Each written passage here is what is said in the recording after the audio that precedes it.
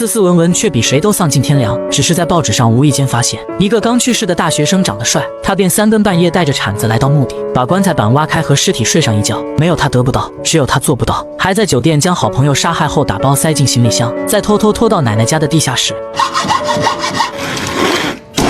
高端的食材往往只需要最简单的烹饪，把剩下的头颅用保鲜膜密封，藏到父亲放老照片的盒子里，无聊时再拿出来欣赏。他就是大名鼎鼎的变态杀人狂杰夫·瑞达莫，而导致这一切的原因，还得从他小时候说起。我们暂且称呼他为阿基。从小阿基就性格独特，没什么朋友。放学回家，经常会看到弟弟又被一个人丢在客厅，全靠自然生长。而患有焦虑的母亲就更加厉害，又服用大量的药物，在家里玩自杀。每次救护车赶到时，父亲都会向医生解释说母亲是装的，因为这也不是1、2次了。然而母亲这么做都是因为父亲不着家，怀疑他在外面有了情人。这天父母又在吵架，父亲生气的再次离开家，一去就是好几天。这时阿基就会恳求父亲 Dad, please don't go. Jeff, I'm only gone for 3 days. It's for work. I told you this. 没人陪伴的阿基独自拿着瓶子去河边抓泥鳅，一玩就是一整天。到了节日，同学都送老师苹果，而阿基送的是一罐泥鳅。老师不理解阿基为什么送他泥鳅，但发现其他学生喜欢，老师便送给了他们。放学后，这一幕被阿基看到，自己抓的泥鳅送给老师，老师却送给了经常欺负自己的同学，他内心受到了打击。No!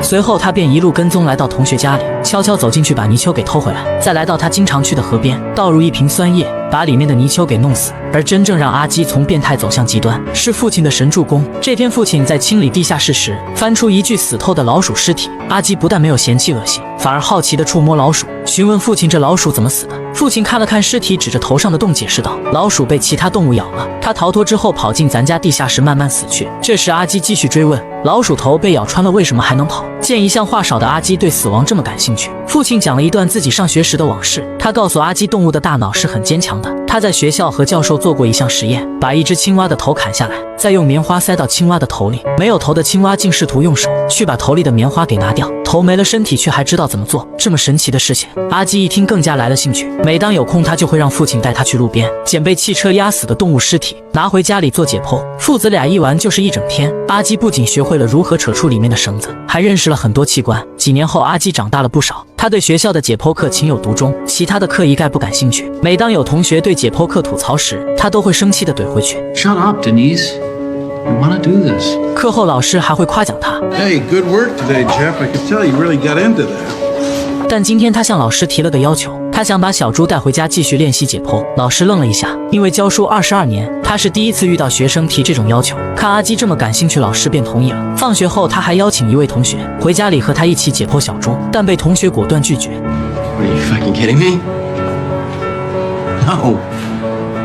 他很不解好不容易要来的小猪，同学为什么不喜欢？阿基失落地回到家里，又被父亲告知一个坏消息，他今天和母亲离婚了。阿基听后没有做出任何反应，只是关心自己是不是判给了父亲，因为他和父亲比较亲近，而父亲没有正面回答他，显然他被判给了母亲。这时父亲闻到了小猪的味道。 What's that smell? I guess my fetal pig. Oh, We're dissecting him in class. oh, that's good. 他浑然不知这一句夸奖杀伤力有多大。父亲交代了一些事情后便离开了家。然而几天后，母亲也带着弟弟搬走。他觉得阿基整天待在房间研究尸体，以前和父亲这样，现在也是这样，眼里根本就没有母亲。就这样，本身没有朋友的阿基，感觉被所有人抛弃了。一个人在空荡荡的房子里，强烈的孤独感充斥着他的大脑。他开始学会去超市购买啤酒，喝醉了就在客厅傻笑自言自语，对着镜子搔首弄姿，拍打自己的屁股，甚至去上学时还带了一打啤酒去。 Jeff, are you drinking a beer? 在课堂上当着所有人的面倡议，好在班主任知道阿基家里的情况，及时对他口头教育，开导他做个好学生，才让他勉强在学校混到了毕业。但在优秀学生的合照上，本该没有阿基的份，他还是悄悄地跑到后面与同学合照，然后沾沾自喜地悄悄离开。不巧的是，被几个眼尖的同学发现，他们将阿基的头给画上了涂鸦。阿基见状很是生气，自己只是想与同学们有个合照而已。这天，阿基开车出门去遛弯，路上他偶遇一个帅气的肌肉男，对方还友好地向他打了个招呼。阿西看的眼睛都不带眨一下，这让没有朋友的阿基感受到了一丝温暖，还对肌肉男心动了。第二天，他便鬼鬼祟祟地拿了根棍子来到这条路，躲进一旁的草丛里蹲守，想把肌肉男给敲晕带回家享受。很快，每天晨跑的肌肉男经过这里，阿基直接拿着棍子冲出去。肌肉男乖乖地跟他回了家。为了好好招待自己的男神，阿基拿出冰冻2年没舍得喝的好酒。正当两人撞杯时，没想到这只是阿基刚才一瞬间的幻想。由于第一次干这种事，他实在是下不去手，把肌肉男给吓跑了。然而阿基并没有放弃，之后他每天都会来这条路寻找肌肉男。这天终于有个倒霉蛋碰上了他，还是送上门的那种。阿基从后视镜对男人打量了一番，发现是自己喜欢的类型，立马就停下车。原来男人是想和阿基搭个顺风车，去前方看7点半的演唱会。这种要求阿基当然不会拒绝，他还骚里骚气的表示没问题。阿基看了看时间，距离7点半还早，便先带着男人回家甩几下杠铃。有肌肉男陪伴就是不一样。阿基一顿操作猛如虎，举了800下。很快时间临近7点半，男人也开始暗示阿基差不多该出发了。而阿基为了拖延时间和男人多独处一会，他又从冰箱里拿出2瓶啤酒，谎称喝完这1瓶就出发。然而就在这时，他突然有点把持不住，直接亲了上去。男人瞬间感到恶心至极，对阿基一顿辱骂。Fucking asshole, faggot! 他听得很是愤怒，心想得不到就毁掉。他拿起杠铃就砸了过去。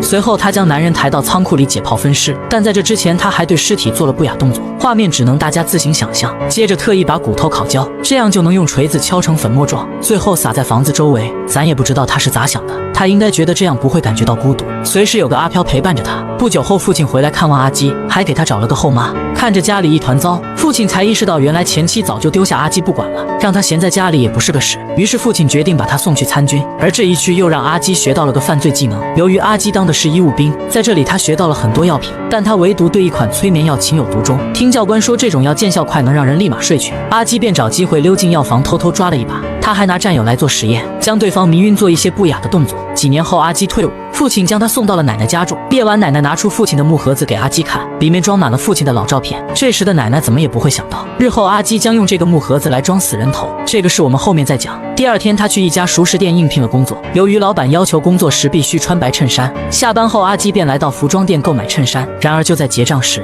他突然发现身后的模特比肌肉男还性感。阿基突然有了想法，他趁店员不注意时偷偷溜进更衣室，静静地坐在里面等待。很快店里开始熄灯打烊，确认没人后，阿基又从更衣室走出来，把他相中的那个模特偷回家，当做自己的爱人，放在床上尽情地享受那凹凸有致的线条。然而这件事还是被奶奶发现了，并且将模特扔去了垃圾场。阿基把奶奶臭骂了一顿。夜晚他来到游乐场，喝上几杯啤酒，把气都撒在娱乐器材上。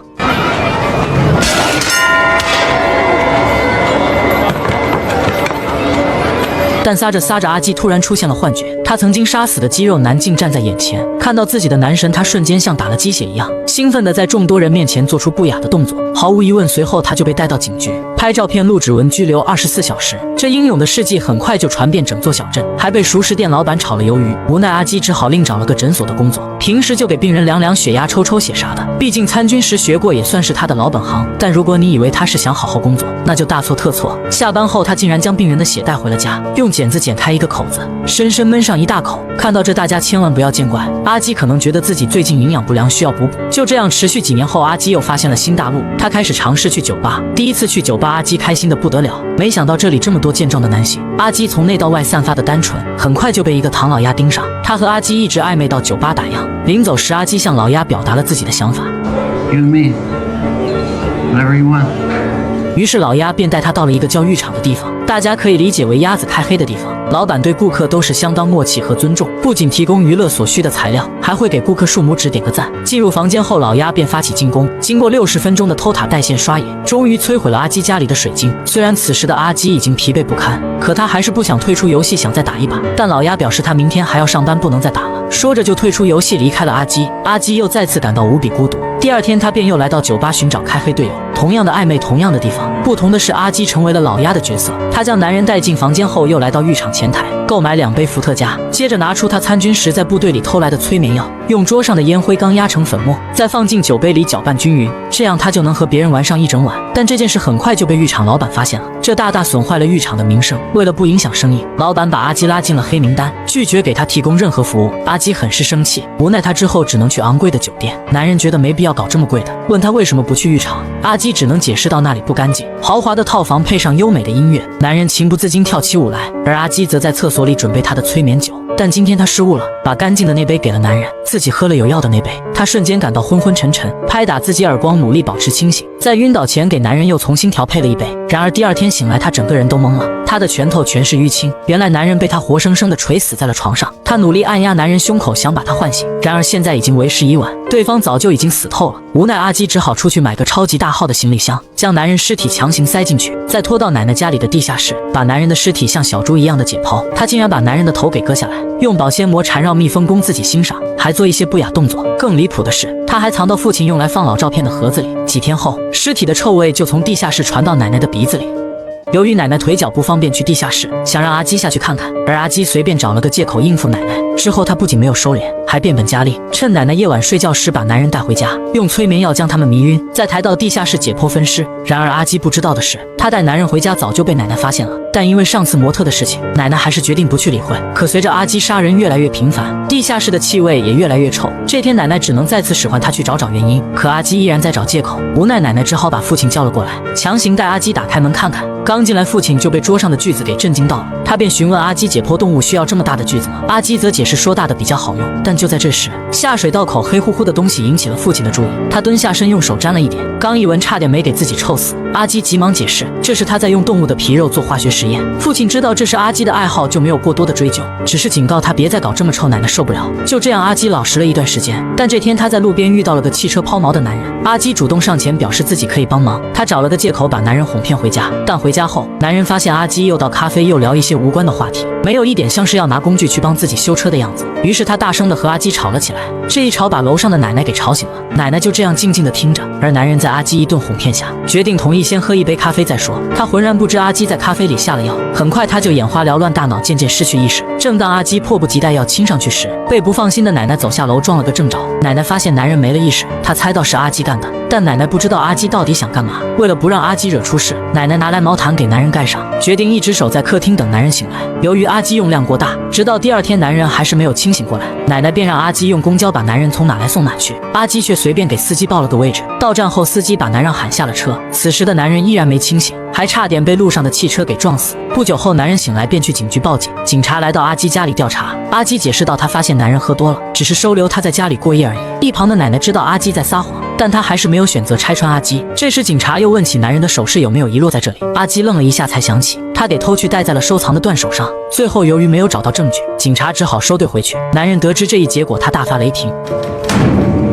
只好认自己倒霉。其实是警察愿意相信白人的话，也不愿相信黑人。之后每当在酒吧遇到阿基，他都会上前向别人拆穿阿基是坏人。阿基眼睁睁看着到手的鸭子就这样被男人给破坏。不过阿基的报应终于在这天来临，他猥亵一个14岁的男孩意外失手。可能男孩身体素质比较好，药效在他身上没有起太大的作用，让他从阿基手上逃脱。阿基刚想把男孩给追回来，但发现奶奶在楼上看着。随后男孩一瘸一拐地跑回了家，家里人立马报了警。第二天阿基在上班时被警察带走，这次他无话可说。当地警察也是奇葩，同样的事件，一次报警只是简单调查，2次报警才开始注重。法庭上，阿基被判进监狱服刑1年，但令我万万没想到，法官也是个人才。法官看着阿基和父亲说道，他想起了自己的孙子曾经也有阿基这样的问题，但他孙子现在痛改前非了，还成功开了一家洗车店。法官觉得阿基也能行，并且现在有着工作，于是决定给阿基每周40个小时监外工作的时间，并且在工作的地方对阿基囚犯的事保密，连一旁的记录员都记录不下去了。可能法官认为阿基只是一时间想不开才犯错，给他外出工作的机会，这样既服刑了也不影响前途。由于明天早上才进监狱，父亲便带着阿基回奶奶家吃最后一顿饭，并告诉阿基出狱以后就滚去一个人住。然而去奶奶家吃饭时，一个细节又暴露了父亲的不负责。父亲一向反对阿基酗酒，看阿基手上的酒快喝完了，他却自觉地从冰箱里又拿来一瓶给阿基。随后父亲从奶奶口中得知阿基拿了他的木盒子，他便让阿基给还回来。阿基满脸不情愿，因为他的小宝贝还收藏在里面，但父亲坚持要拿回来。阿基无奈只好上楼去拿，可他没想到父亲竟然要跟着来。来到房间，阿基便灵机一动，谎称盒子的钥匙找不着了。父亲怎么可能信他的鬼话，怀疑他是不是在里面放了见不得人的东西，于是气得来到楼下拿刀强行撬开。然而这刚好给了阿基时间转移他的小宝贝。就这样，阿基躲过一劫。很快外，父亲和后妈离开奶奶家，在车里，父亲流下了眼泪，也开始反思阿基模特被奶奶发现事件，阿基游乐场不雅动作事件，自责自己为什么没有去注重这些事，从而避免儿子去对14岁的男孩下手。父亲也就只会想想，实际行动他是一点都干不出来。隔天阿基入狱，父亲特意给法官写了一封信，他认为阿基只要不酗酒就会改变，希望法官以某种方式介入，在监狱向阿基提供开导教育的项目，帮自己心爱的儿子。1年后，阿基出狱，这时父亲问起阿基在里面有没有心理医生什么的帮助过你。 No, they just leave you alone in there.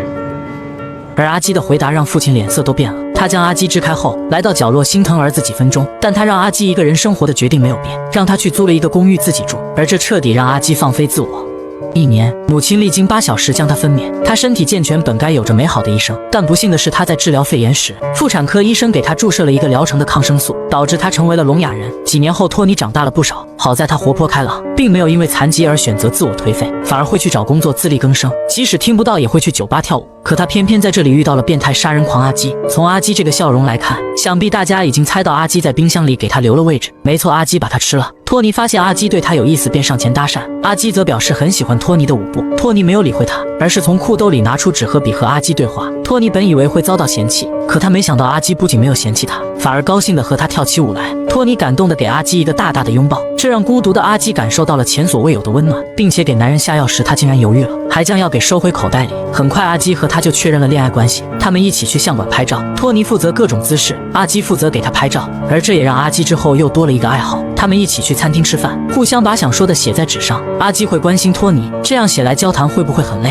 托尼则告诉阿基，你值得我这样。两人在这里度过浪漫的一下午。不久后，阿基把托尼带回了家。刚进来，他的老毛病又犯了，那就是先给男人倒一杯喝的。但他看了一眼身后的托尼，还是选择把药放回口袋里。他实在是有点下不去手，况且现在和托尼正在热恋期。随后两人在家里玩起了游戏，但玩着玩着就玩睡着了。早上托尼起床表示要去工作了，这时阿基就会很不情愿。 When will I see you again?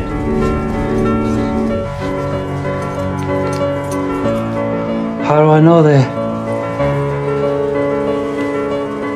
趁托尼去收拾东西，阿基打开抽屉，拿上锤子，藏在身后，缓缓走到他面前。正当阿基要敲上去时，托尼认真地写下保证书给阿基，保证下周真的会回来。把阿基手放在胸前，再给他深情一吻，这才让阿基没有狠心一锤子敲死他。然而不久后，母亲就发现托尼失踪了，他去警局报了警，但母亲发现警察根本没有去寻找托尼，他只好在城市的各个角落贴上寻人启事，在公园向众人寻求帮助。而这一幕阿基都看在眼里，他还向托尼的母亲捐赠了100美刀。看着托尼母亲如此伤心，阿基很是后悔自己的行为。原来那天托尼离开阿基家后，因为钥匙落在了房间，他又折返回来。这时阿基一想到托尼要离开，他瞬间控制不住自己的行为，直接把托尼给敲死。他还把肉割下来抚摸，起锅烧油，放入新鲜的肉，撒上胡椒粉，煎至两面金黄，以最端庄最优雅的动作品尝他的爱人。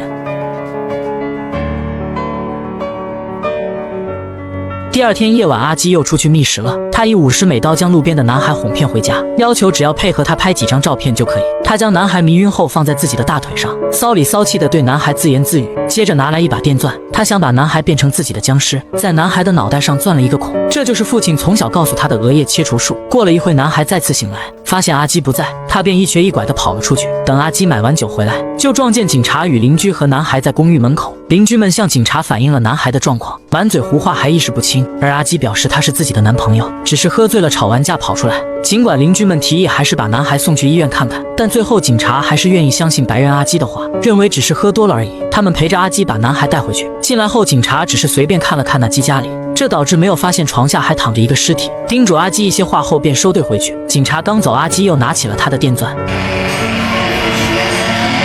声音也从通风口传到邻居黑姐这里，她听到声音后觉得男孩可能遇害，便又拨打了刚才2名警察的电话。接下来是当年的真实通话录音。This is Officer Balserac. I'm returning your call. Yeah, there was a squad car, number 68, that was flagged down. 大概就是邻居询问警察有没有确认好男孩是否安全，有没有调查男孩是否已经成年，因为他们曾经看到过这个男孩在路上抓蚯蚓，看起来很像个未成年的孩子。但警察表示，他们已经确认了这只是同性恋之间的一些事，让邻居不用担心，随后便挂断电话。然而第二天，黑姐在家里看电视时，又从通风口听到阿基在隔壁像是在砍什么东西。她好奇地走上前聆听，突然飘来一股味道，差点没给自己臭死。她便去敲响阿基的房门。面对询问，阿基表示可能是因为烧烤的味道，他在尝试一种新的烹饪方式，并向黑姐保证他会尽快扔掉，以后不会有了。白天黑姐购物回来，她在楼道上遇到了一个新来的住户，男人非常友好，看黑姐的东西很重，他便帮助黑姐抬回家。这时黑姐好心地告诉他，这地方治安不好，少和陌生人搭讪，但这栋楼里的人都是好人，只是除了个别的1-2个有些不正常。然而他刚把男人送走，没想到转身就遇到了阿基这个倒霉蛋。黑姐只能祈祷着男人最好没事。夜晚，黑姐又被阿基房间传来的求救声和打斗声惊醒，他立马起身打电话报警，然而每次都是被警察敷衍了事，话里话外意思就是报警人没有看到案件发生，他们不会立刻出警。不放心的黑姐第二天便带着房东来看看新住户是否健在，可敲了半天的门都没有人回应。出租期间，房东也无权打开他的门，他只好向房东投诉，隔壁阿基房间传来的臭味已经影响了他的生活。房东确实闻到了一股臭，他立马找上阿基，让他30天内搬走。阿基很是生气。他猜到100%是黑姐投诉的，阿基便上门找上黑姐，恳求她撤销投诉，顺便还做了吃的来讨好黑姐。咱也不知道中间加的肉是否是猪肉，不过黑姐依然态度强硬，她不吃也不撤诉。阿基也是拿她没办法，打又打不过，只好乖乖离开。然而阿基的行为并没有停止，每当夜晚，黑姐还是能听到求救和剁肉的声音。Can you go make sure? What? No, I can't. I said I think somebody is being killed. I ain't going next door. We'll send a car over. Wait, you're not even gonna ask me the apartment number? Ma'am, I said we'd send somebody. Y'all always say you're gonna send somebody and nobody ever shows. I done called y'all like 50 times. I need you to lower your voice, okay? And if you keep calling us all the time, how are we gonna know when it's an emergency? 911 is a resource, okay? I am saying somebody is being killed. Do you get that? 他报警依然被敷衍了事，随后黑姐又再次走上前去听听还有没有动静。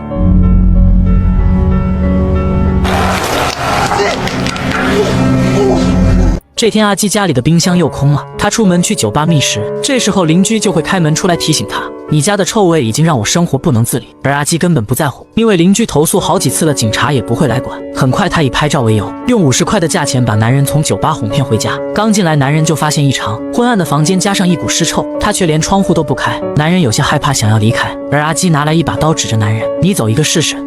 阿基的要求很简单，那就是让男人乖乖坐在床上，陪他看完一部恐怖片。这无疑是让男人的恐惧的内心雪上加霜。然而阿基接下来的行为让男人彻底破防，他将耳朵缓缓靠在男人的心脏上，并告诉男人一会我要吃了他。听到这话，男人瞬间心跳加速，此时不跑更待何时？再待下去心脏都没了。他吓得给阿基脑门来一下子，又用台灯砸向他的脑袋，趁机跑了出去。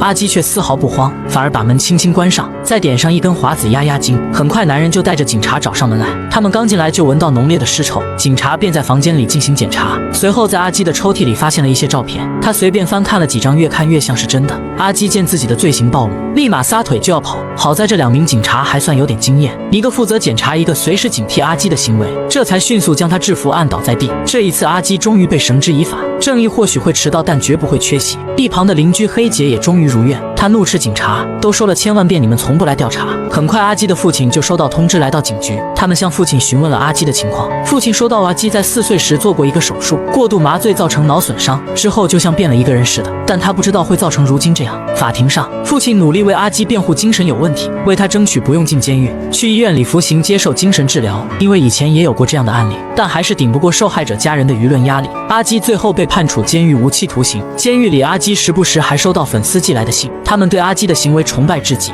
不仅向阿基索要签名，还经常给阿基打赏很多美刀。阿基是万万没想到在监狱里也能躺着赚钱，粉丝甚至去阿基的公寓模仿他的杰作，用相机拍下来发朋友圈。这时黑姐他们就会把粉丝的相机给砸了。没想到砸相机的事，警察找上门来的倒是挺快的。阿基在家里分尸是死活不来，阿基不仅影响了很多粉丝，还给整座公寓的人无法抹去的阴影。他们害怕了就会卷铺盖来到走廊挨在一起睡。不久后，好多住户便选择搬离，政府决定将公寓给拆除。拆除当天，阿基的身影还是会出现在黑姐的的脑海里，差点没给黑姐吓死。但阿基在监狱里很快就惹来杀身之祸，他的杰作有人喜欢，也就会有人反感。比如这位黑人就想把阿基给弄死，因为阿基残忍杀害了太多黑人。这天狱警先是将阿基和一个囚犯带到健身房打扫卫生，随后这名狱警又将一个黑人带来帮忙。他明知这个黑人对阿基有仇恨，还这样做，显然狱警是故意的，因为阿基这样的杀人狂，所有人都想让他死，不料却只是被判了个无期徒刑。接着狱警就走了出去，让他们3人单独在里面。阿基看到这一幕，他也明白了这是个圈套，他并没有选择逃避，反而静观其变。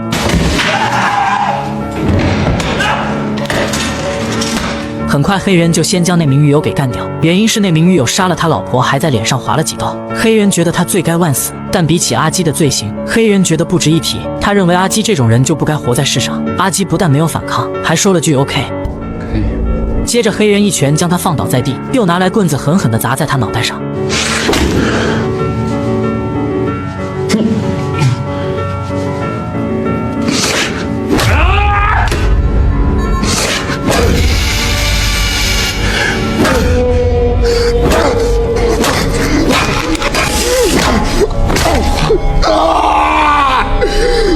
每敲一下都让阿基回忆起自己的过错，直到被黑人活生生的敲死。很快父亲就收到儿子死亡的通知，看着儿子面目全非，他失声痛哭。此后有关部门还将阿基的大脑拿去做研究，不过遭到母亲和父亲的强烈反对，因为阿基死前写过遗嘱，他要求必须全身火化，不要棺材，不要葬礼，也不要墓碑。阿基果然聪明，死后还担心别人分他的尸留了一手，而大脑也是身体的一部分，就算是有罪也必须尊重逝者。在父母的强求下，最终有关部门同意了将阿基大脑销毁。影片最后是阿基所杀害的17名受害者展示，整个故事看似是阿基受到了身边人的影响所导致，但回到父亲被警察询问时，父亲说过阿基动了手术后有些不正常，或许这样我们就可以理解为这手术导致阿基不知道如何与别人相处，从而用极端的方法去强行占有，慢慢的对这些方法产生了依赖，而这方法就是父亲教给他的，把动物解剖做成标本收藏，只是阿基用在了同类的身上，再加上受环境的影响，父亲遇事就离开家，母亲遇事就抛弃阿基，这让阿基的世界逐渐扭曲，认为活得不可靠，死的可以留在身边，任自己随心所欲。归根结底，父亲意识到阿基不正常，应该用实际行动让阿基接受治疗，而不是写信去求别人代替自己或者嘴上说说。模特事件和游乐场事件已经给了明确的信号，父亲不但没有注重，反让阿基滚去一个人住。